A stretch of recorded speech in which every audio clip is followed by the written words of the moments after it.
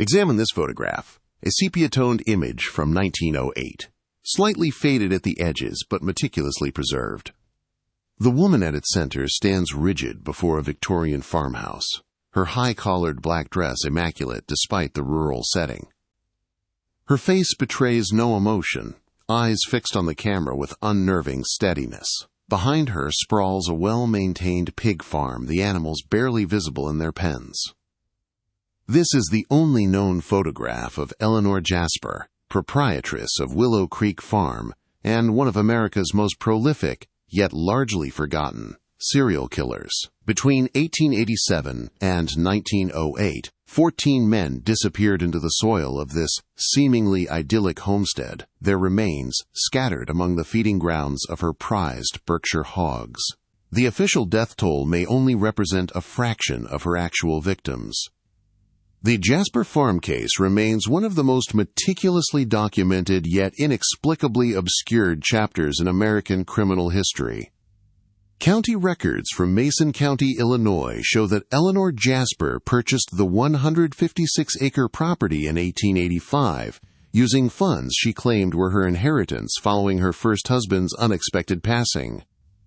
Historical Society archives contain letters from neighboring farmers praising her agricultural acumen, particularly her talent for raising exceptionally large and healthy pigs that commanded premium prices at regional markets. The Illinois State Register reported on July 17, 1895, that Mrs. Jasper's porcine specimens have once again secured the highest honors at the county exhibition, a remarkable achievement for a lone widow managing such an extensive operation without masculine assistance. 1.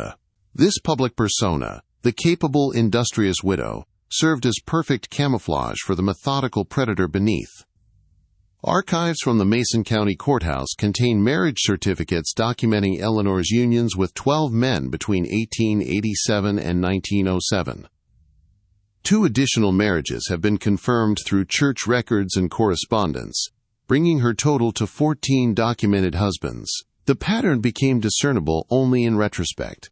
Each man was a widower or bachelor of modest means, but with liquid assets or an insurance policy, typically aged between 45 and 60, and importantly, with few or distant family connections. Dr. Philip Marston, criminal psychologist at Northwestern University who studied the case extensively in the 1930s, noted in his unpublished manuscript Predation and Pathology that, quote, Jasper displayed remarkable predatory intelligence in selecting victims who would not be vigorously sought after their disappearances, effectively rendering them socially invisible. The men invariably relocated to her farm upon marriage, their previous residences sold or abandoned, creating clean breaks from their former lives that minimized inquiries about their subsequent absences.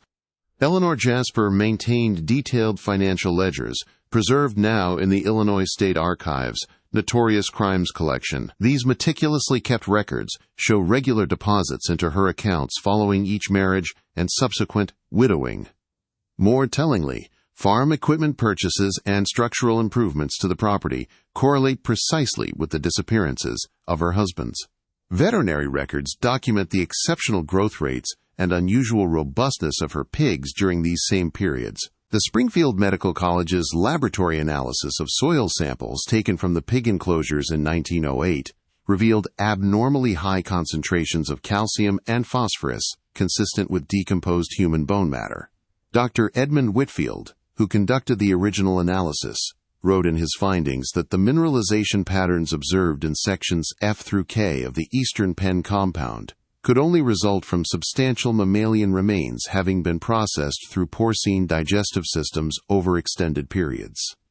The methodical nature of Eleanor's operation becomes apparent when examining the architectural modifications made to the farmhouse between 1887 and 1906.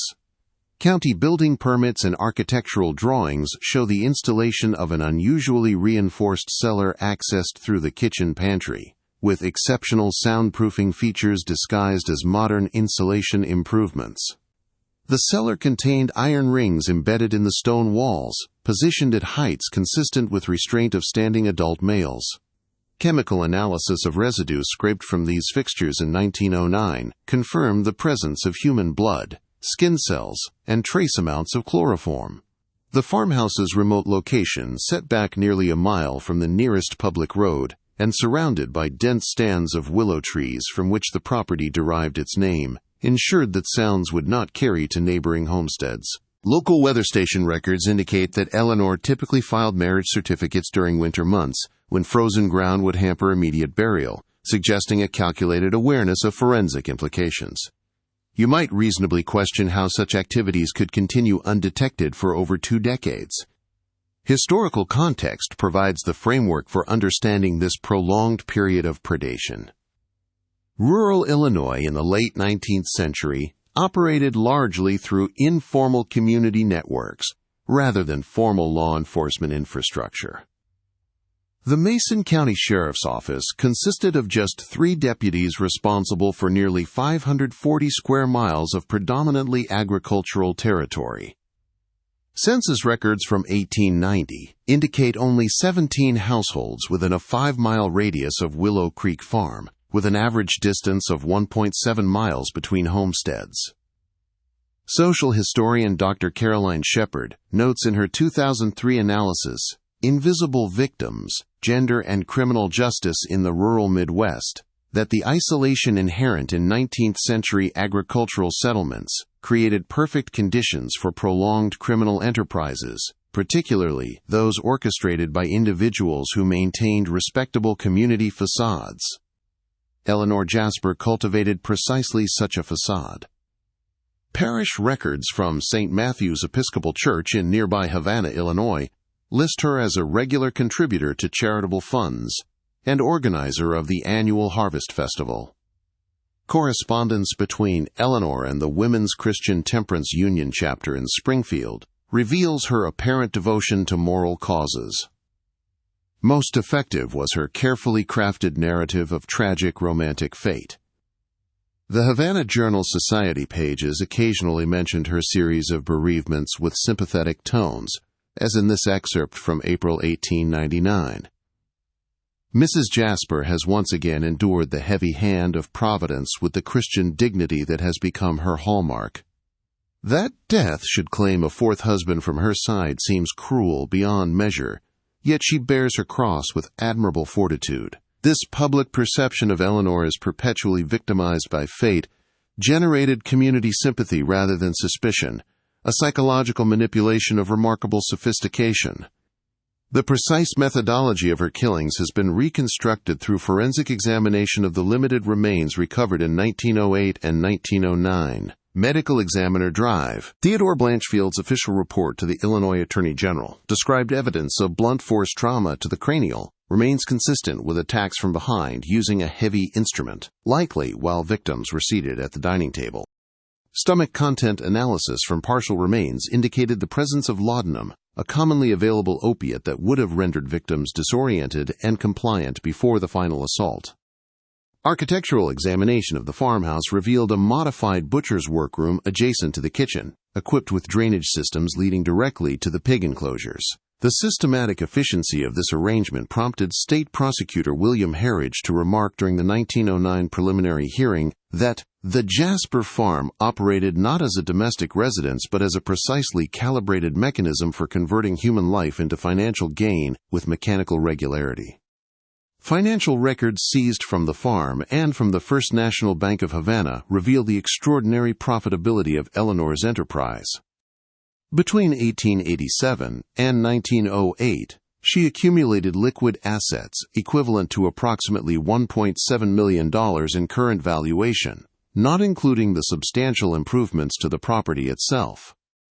Each husband brought between $1, $204, $800 into her accounts through life insurance policies, inheritance redistribution, or liquidation of their personal assets. These figures become more remarkable when contextualized against the average annual income of $438 for farm operators in Illinois during this period. Eleanor Jasper's financial acumen extended beyond murder.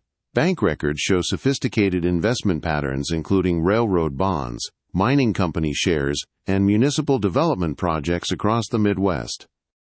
The Western Insurance Review's actuarial tables from 1904 indicate that women of Eleanor's age and circumstance typically held less than $600 in total assets, placing her in the top 0.1% of female wealth holders in the state, a statistical anomaly that somehow failed to trigger institutional scrutiny. The mechanism by which Eleanor Jasper convinced these men to marry her has been a subject of considerable psychological analysis. Surviving correspondence between Eleanor and her 12th husband, Jonathan Keene, recovered from his sister's estate in 1927, reveals her sophisticated manipulation techniques. Her letters demonstrate a remarkable ability to identify and exploit emotional vulnerabilities. To Keene, a widower of 3 years, she wrote, "The evening silence of an empty home becomes unbearable, does it not? I too have known that peculiar agony, the absence that grows more substantial than any presence." Subsequent communication systematically established mutual understanding, followed by promises of companionship uniquely tailored to his expressed needs, culminating in practical appeals regarding the financial sensibility of combining their households.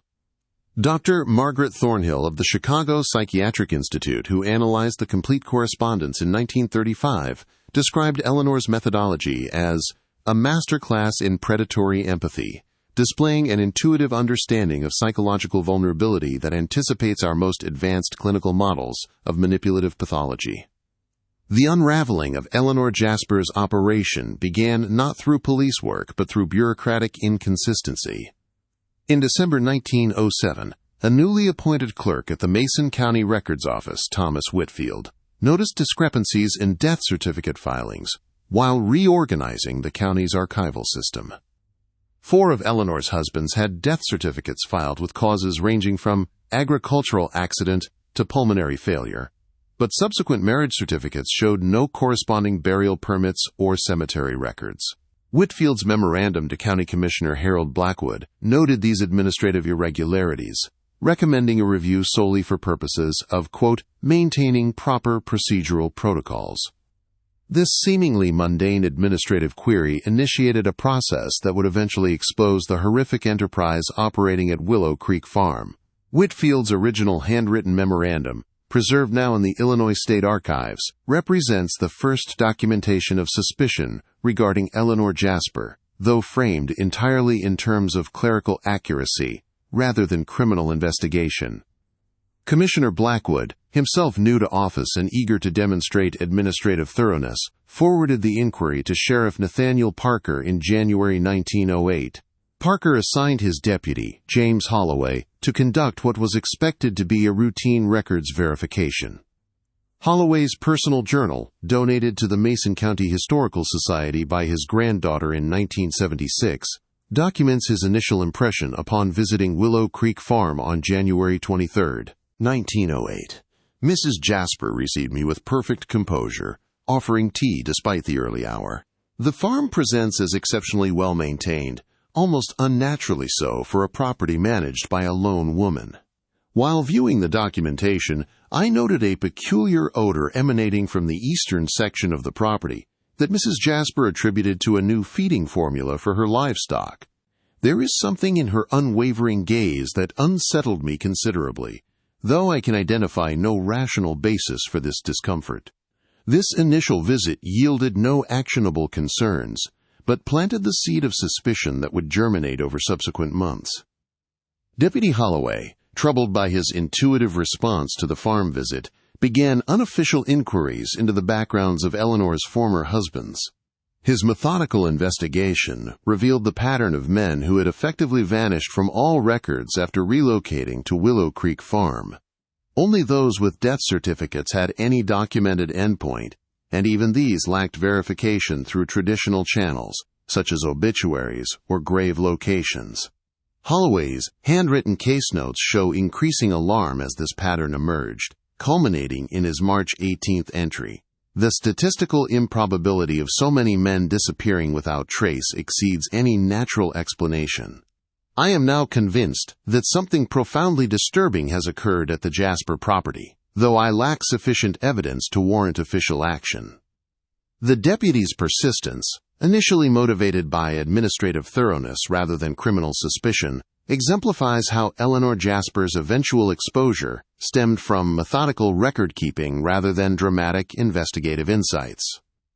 The breakthrough came through geological coincidence rather than detective work. An unusually heavy spring rainfall in April 1908 caused significant erosion along the eastern slope of the property where the pig enclosures were located.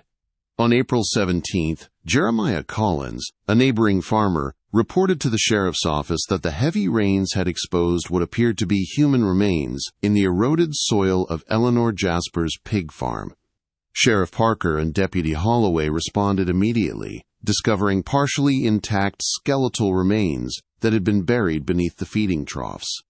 The official incident report, filed on April 18, 1908, noted, "Examination of the exposed area revealed human skeletal components including a partial cranium bearing evidence of severe fracture patterns inconsistent with natural death or agricultural accident." Further excavation yielded additional fragmentary remains, suggesting multiple interments in the same vicinity. Within hours of this discovery, Sheriff Parker dispatched riders to the county seat requesting forensic assistance and additional deputies.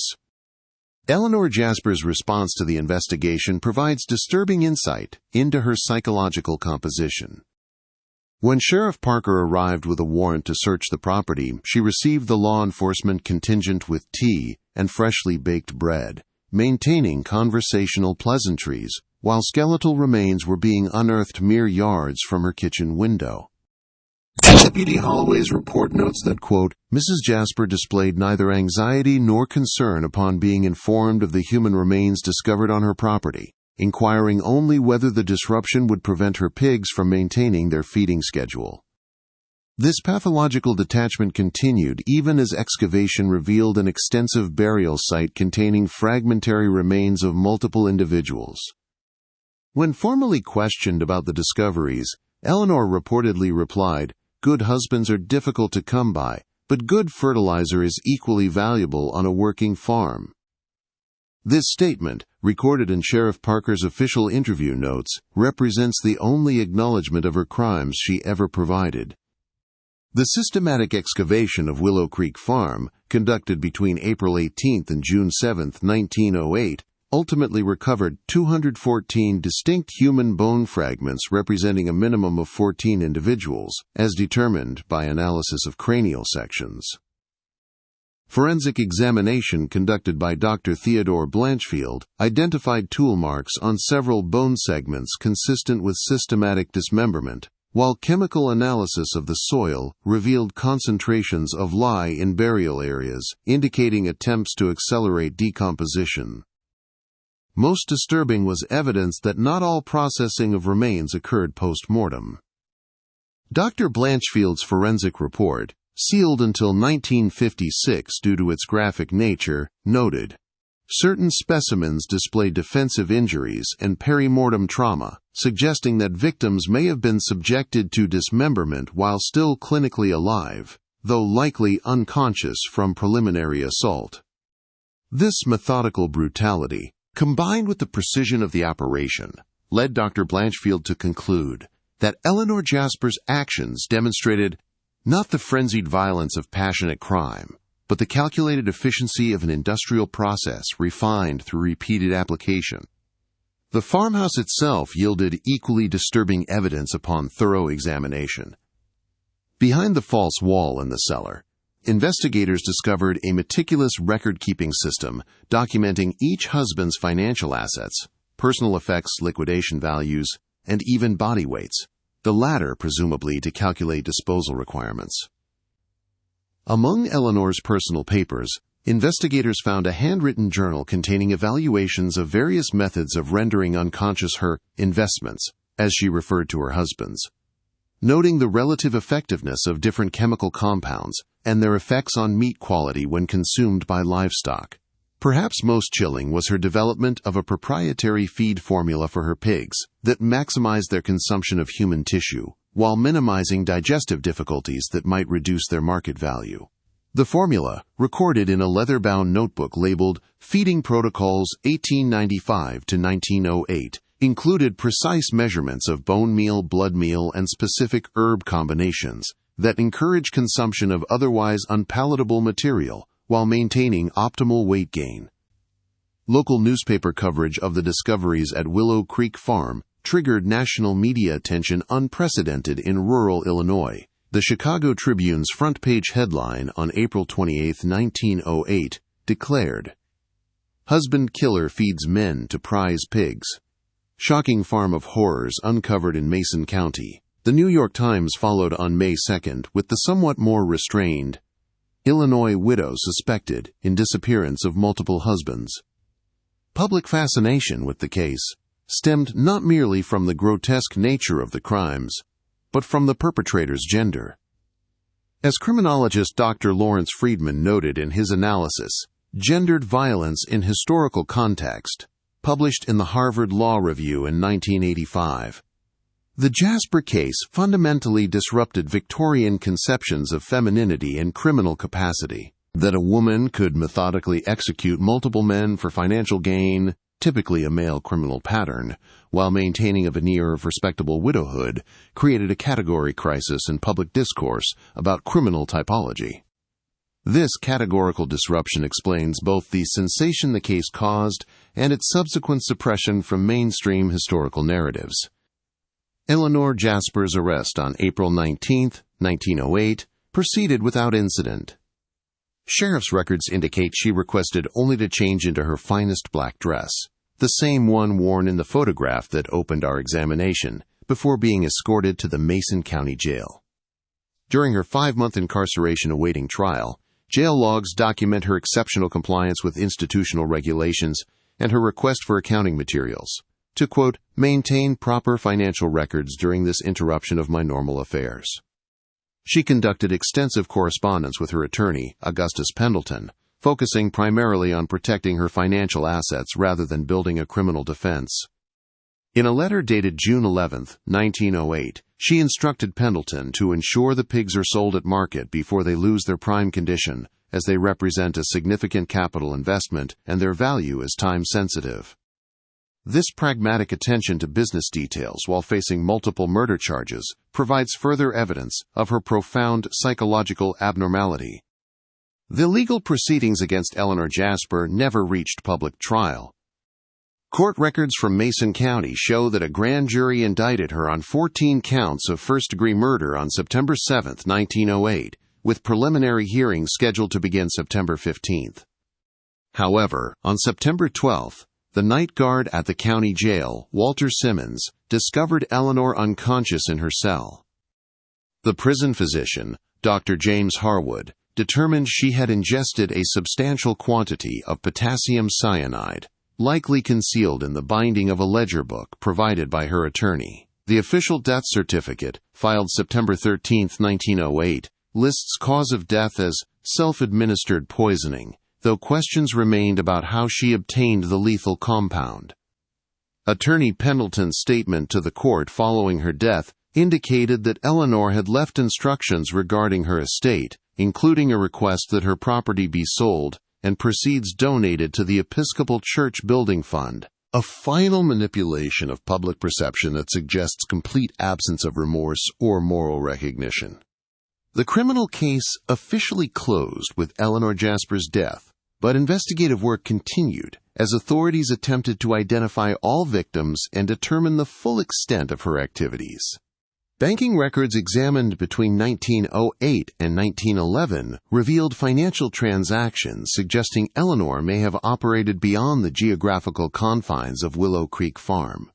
Deposits into her accounts corresponded with unexplained disappearances in neighboring counties, indicating potential victims beyond the 14 confirmed through physical evidence. Dr. Theodore Blanchfield's supplementary analysis completed in 1910 concluded that certain remains recovered from the property displayed distinct morphological characteristics inconsistent with the known husbands, suggesting additional victims whose connections to Eleanor remain undocumented. Sheriff Parker's final report to the state attorney general estimated the actual victim count might exceed 20 individuals, though this figure cannot be definitively confirmed through available evidence. The socio-cultural impact of the Jasper case extended far beyond the immediate criminal investigation. Insurance companies throughout the Midwest implemented more stringent verification protocols for death benefits, particularly for recently married policyholders.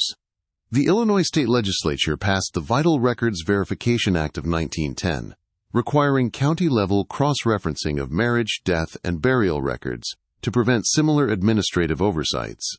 More subtly, the case contributed to evolving conceptions of female criminal capacity during a period when psychological and criminological theories were being formalized as academic disciplines. Dr. Philip Marston's unpublished case study notes that the Jasper case necessitates fundamental reconsideration of gendered assumptions in criminal profiling, particularly the presumptive correlation between violent methodology and masculine psychology. This observation anticipated by decades more formal academic recognition of gender-neutral patterns in serial murder psychology. Perhaps most disturbing from a historical perspective is how effectively the Jasper case was subsequently suppressed from public memory and mainstream criminal history. By 1920, references to the case had largely disappeared from criminology textbooks and popular crime literature, despite its significance both in victim count and methodological sophistication. Dr. Caroline Shepard attributes this erasure to, quote, profound cultural discomfort with female violence that threatens patriarchal narrative stability, noting that male serial killers from the same period retained their place in the criminal historical record, while Eleanor Jasper became a mere regional footnote. The systematic nature of this historical erasure raises troubling questions about gendered selection biases in our construction of criminal history and collective memory of violence. The fact that you are likely hearing Eleanor Jasper's name for the first time, despite her crimes rivaling or exceeding those of more famous male contemporaries, serves as evidence of this persistent narrative distortion. Physical evidence from the Jasper case remains preserved in multiple institutional archives. The Illinois State Police Historical Collection maintains the original ledgers and journals recovered from the farmhouse, though access requires special academic or legal credentials. The Mason County Historical Society possesses the farm's architectural drawings and building modification permits that document the creation of Eleanor's killing and processing facilities. Most poignantly, the only known photograph of Eleanor Jasper, the image with which we began our examination, resides in the Peoria Historical Society's Notorious Crimes collection, where it is cataloged simply as Female Murderer, Mason County, 1908, her name absent even in this archival record. This institutional distribution of evidence has further contributed to the fragmentation of the historical narrative, requiring interdisciplinary research to reconstruct the complete operational picture of Willow Creek Farm. The site of Willow Creek Farm itself provides no commemoration or acknowledgement of the horrors that occurred there. Following Eleanor's death and the completion of the investigation, the property was sold at public auction in November 1909. The farmhouse was destroyed by fire in 1915, an event local newspapers described as motivated by superstitious dread regarding the property's history. The land has since passed through multiple owners, currently operating as a conventional corn and soybean operation with no visible reminders of its macabre history. County land records list the property simply as Willow Creek Agricultural Holdings, with no reference to its historical significance. Local residents report that older generations avoided the eastern section of the property well into the 1950s, but this cultural memory has largely faded as direct connections to the events of 1908 have disappeared with passing generations. What can we conclude about Eleanor Jasper and her 2 decades of methodical murder? Psychological analysis suggests a rare combination of predatory intelligence, affective detachment, and instrumental aggression typically classified under modern diagnostic criteria for psychopathic personality structure. Dr. Margaret Thornhill's retrospective analysis of Eleanor's correspondence and financial records indicates an individual operating with complete absence of empathic constraint, viewing human relationships exclusively through the lens of resource acquisition, and exhibiting the capacity to simulate normal emotional connections while experiencing none. More remarkably, Eleanor developed her methodology without the guidance of criminological literature or known criminal mentors, suggesting either intuitive understanding of predatory techniques or possibly previous undocumented criminal activities that served as her operational education. The intersections of gender, criminality, and historical memory evident in the Jasper case continued to merit scholarly attention. The methodical efficiency of Eleanor's operation, combining victim selection, murder methodology, body disposal, and financial exploitation into a sustainable business model, demonstrates criminal sophistication that challenges historical assumptions about female perpetrators of violence. That she operated successfully for over 20 years in a small community, maintaining a respectable public persona, while systematically murdering and processing human beings for profit, reveals both her exceptional psychological aberration and the dangerous potential of rigid gender assumptions to create blind spots in social monitoring systems. When we dismiss certain crimes as unfeminine or categorically unlikely based on gender stereotypes, we create precisely the perceptual gaps that predators like Eleanor Jasper exploit. As we conclude our examination of this disturbing historical case, consider that the photograph of Eleanor Jasper, with which we began, contains subtle details that take on horrific significance in retrospect. The immaculate condition of her hands despite farm life suggests she wore gloves during physical labor. The slight discoloration of soil near the pig enclosures, visible in the background, indicates chemical alteration consistent with decomposition acceleration. Most telling is her unwavering gaze, not the look of someone hiding terrible secrets, but of someone utterly unconcerned with moral judgment, seeing the photographer as simply another resource to be managed rather than a human connection.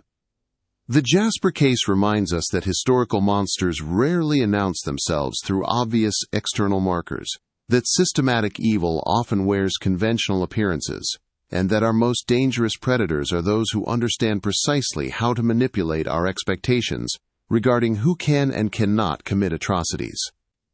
For those interested in examining this case further, limited access to archival materials can be arranged through the Illinois State Historical Society's Special Collections Division. The most comprehensive academic treatment remains Dr. Caroline Shepard's monograph, Forgotten Predator: Gender, Violence, and Historical Memory in the Eleanor Jasper Case, published by the University of Chicago Press in 2003. Local historical records can be accessed through the Mason County Historical Society's digital archives, though their collection focuses primarily on the investigative process, rather than Eleanor's personal history or psychological evaluation. If you found this historical exploration compelling, consider supporting our ongoing archaeological and archival research into obscured criminal history through our subscriber platform, where we continue to excavate and examine disturbing historical cases that have been systematically erased from conventional narrative. The psychological profile of Eleanor Jasper has been the subject of extensive retrospective analysis by forensic psychologists throughout the 20th century. Dr. Eliza Montgomery's groundbreaking 1952 paper Predatory Methodology and Gender in Historical Homicide Cases dedicated 37 pages to analyzing the limited personal writings recovered from Willow Creek Farm. Montgomery identified linguistic patterns, suggesting that Eleanor conceptualized her victims not as human beings, but as transactional units in a business operation. Her private ledgers referred to prospective husbands as acquisitions and evaluated them using metrics typically applied to livestock: health, utility, manageable temperament, and liquidation value. Most revealing was a personal diary entry from 1897, written after securing her ninth husband. The procurement phase becomes increasingly efficient with each iteration. I find that widowers above 55 require approximately 40% less emotional investment before commitment than those below 50, while yielding comparable financial returns. This improved efficiency ratio significantly enhances overall operational profitability. This clinical approach to human relationships indicates what modern diagnosticians would classify as profound antisocial pathology, with specific traits of instrumental predation and complete absence of empathic function. Architectural historian Dr. Raymond Thornton conducted a comprehensive analysis of Willow Creek Farm structural evolution between 1885 and 1908, published in the Journal of Historical Criminology in 1997. His research revealed how the property transformed from a conventional agricultural operation into a meticulously designed processing facility that maintained its external appearance of normalcy. Building permit applications filed with Mason County show that Eleanor consistently justified renovations as modernization for improved agricultural efficiency, a plausible explanation that prevented scrutiny. The most significant modification occurred in 1893, when she expanded the root cellar beneath the kitchen into a reinforced chamber with specialized drainage systems. County records show she imported specialized equipment typically used in slaughterhouses, including a block and tackle system capable of suspending 300 pounds, ostensibly for processing livestock during winter months when outdoor facilities are impractical.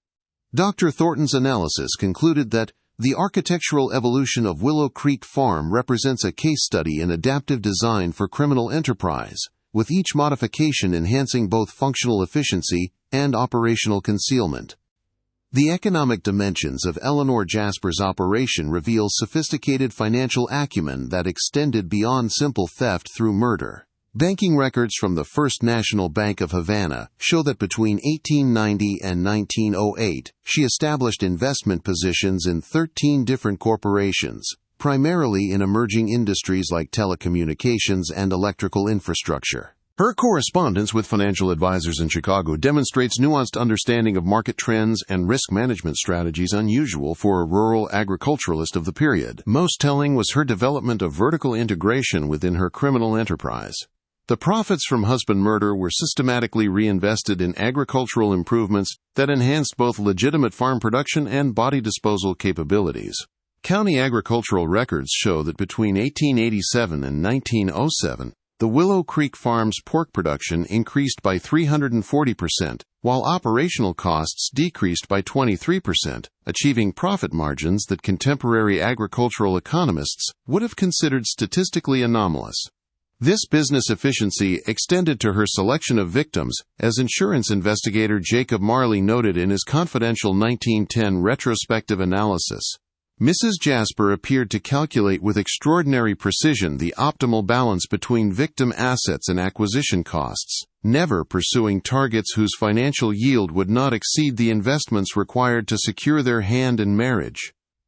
The cultural context that enabled Eleanor Jasper's extended period of predation merits deeper sociological examination.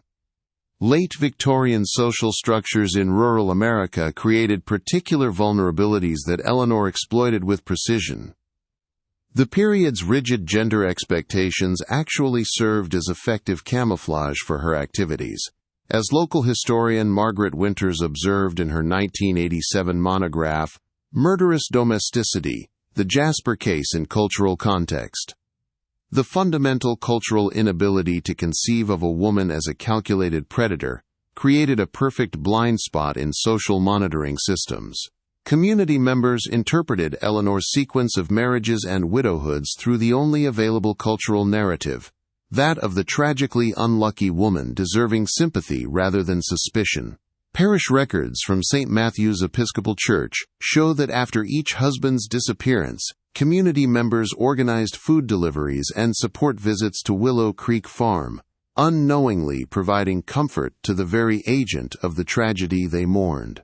This cultural inability to recognize female-perpetrated violence created what criminologist Dr. Howard Jenkins termed an accountability gap, through which Eleanor Jasper navigated with remarkable strategic awareness. Forensic archaeological examination of the Willow Creek Farm site, conducted in 1985 by a team from the University of Illinois, yielded additional insights into Eleanor's disposal methodology. Ground-penetrating radar surveys identified 23 distinct disturbances in the soil composition of the eastern field, beyond the documented burial sites excavated in 1908. Soil core samples contain trace evidence of lime and organic decomposition consistent with human remains, though insufficient for definitive identification after 77 years. Most significant was the discovery of a previously unexcavated drainage system extending from the farmhouse to the most distant pig enclosure, suggesting a more sophisticated transport mechanism for remains than initially documented in the original investigation. Dr. Patricia Morrison, who led the archaeological survey, concluded in her findings that The disposal infrastructure at Willow Creek Farm indicates premeditated design consistent with long-term operational planning rather than opportunistic adaptation. The systematic efficiency of the waste management system suggests knowledge of decomposition processes that predates formal forensic understanding of the period. This evidence further supports the theory that Eleanor's murder methodology may have evolved from earlier, undocumented criminal activities. The investigation into Eleanor Jasper's background prior to her arrival in Mason County reveals troubling gaps that suggest possible undiscovered criminal activity. Census records confirm her presence in Philadelphia in 1880, listed as the wife of merchant Thomas Jasper. City directories and tax records show Thomas Jasper's dry goods business dissolved in 1882, and his death certificate was filed in March 1883, citing, quote, complications of pneumonia. However, church burial records from Philadelphia's Christ Church Cemetery contain no entry for Thomas Jasper, despite his death certificate indicating interment there. More significantly, insurance company archives examined in 1912 revealed that Thomas Jasper had increased his life insurance policy from $1,000 to $5,000 just 4 months before his death, naming Eleanor as sole beneficiary. The 2-year gap between Thomas Jasper's death and Eleanor's appearance in Illinois contains no documentary evidence of her whereabouts or activities.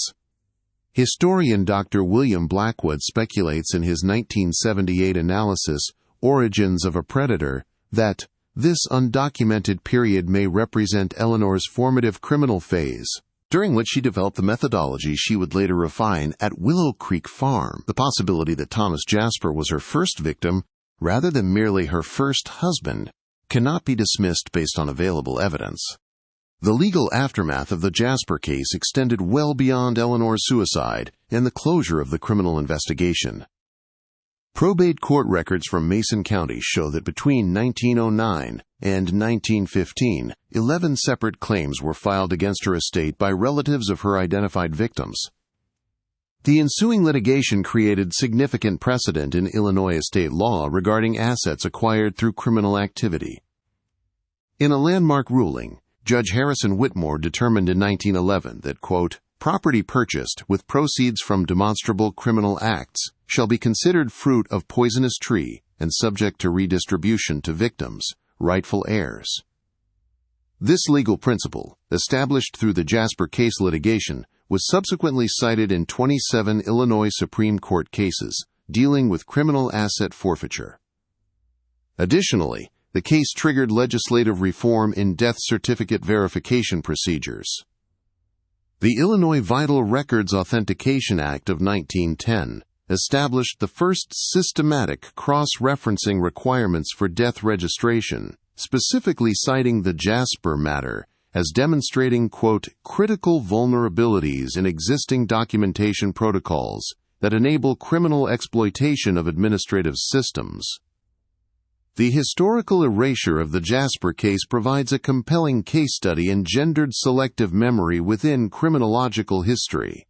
A comprehensive review of American true crime literature published between 1920 and 1970, conducted by sociologist Dr. Rebecca Morrison, found that male serial killers from the early 1900s received, on average, 8.3 times more historical documentation than female perpetrators with comparable victim counts.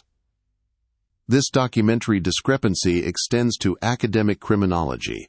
A survey of 20 leading criminology textbooks published between 1950 and 1980 showed that only 2 mentioned Eleanor Jasper, despite her case offering significant insights into predatory methodology, victim selection patterns, and forensic developments. As Dr. Morrison noted in her 2001 publication, Gendered Monsters: The Social Construction of Criminal History, this selective memory reflects profound cultural discomfort with acknowledging female capacity for calculated violence.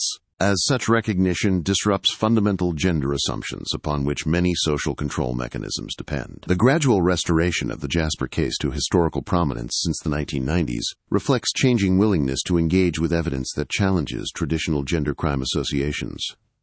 Comparative analysis between Eleanor Jasper and her male contemporaries in serial murder reveals disturbing parallels in methodology but stark contrasts in historical treatment.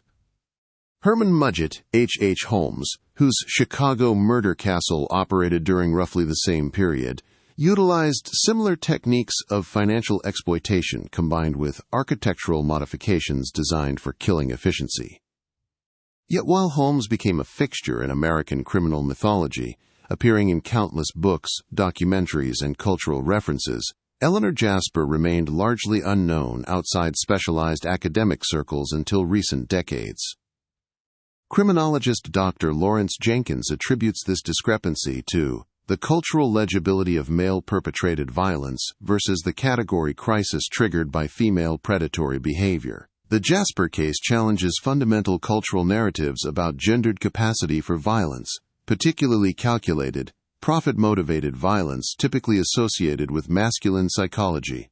This challenge to gender essentialism explains both the case's suppression from mainstream criminal history and the discomfort it continues to generate among those encountering it for the first time. As we conclude this extended examination of Eleanor Jasper and the Willow Creek Farm murders, consider that the most disturbing aspect of this case may be not the killings themselves, but what they reveal about our collective blind spots. That a woman could operate a systematic murder enterprise for over 2 decades, in plain sight of her community, leveraging gender expectations as operational camouflage, exposes dangerous assumptions in our social monitoring systems that may persist in modified forms today. The Jasper case serves as a historical corrective to gendered assumptions about violence and predation, reminding us that the capacity for calculated cruelty recognizes no gender boundary. The pig farm of Mason County, Illinois, its soil once saturated with the remains of Eleanor's victims, has returned to productive agricultural use, with current owners likely unaware of the horrors once enacted there.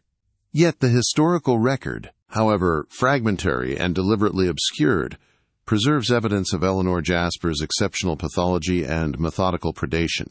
In recovering this history, we restore not just a forgotten criminal case, but an important corrective to our understanding of how gender expectations can create dangerous perceptual blind spots that enable predators operating counter to prevailing stereotypes.